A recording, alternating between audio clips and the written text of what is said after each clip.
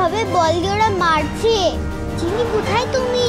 Please তাড়াতাড়ি চলে এসো, জুলকে বাঁচাও। হঠাৎ কেন জানি মনে হচ্ছে জুল কোনো বিপদে পড়েছে। অনেক ঘুম হয়েছে আমার, এবার মাঠে যাওয়া উচিত।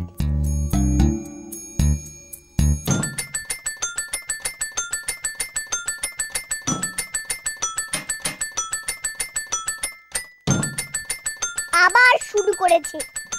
এরা কখনো ল্যাং ছাড়া ফুটবল খেলতে পারে না।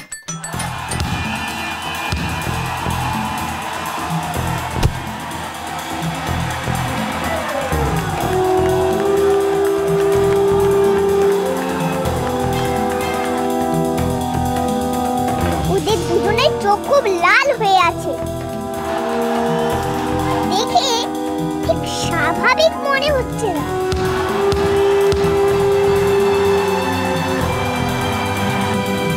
নিশ্চয়ই কিছু একটা গন্ডগোল হয়েছে।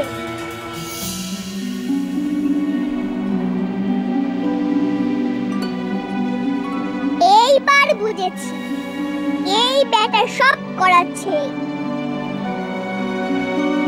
কিন্তু এলো কোথা থেকে সেটা পরে ভাববো, আগে জুলকে বাঁচাতে হবে।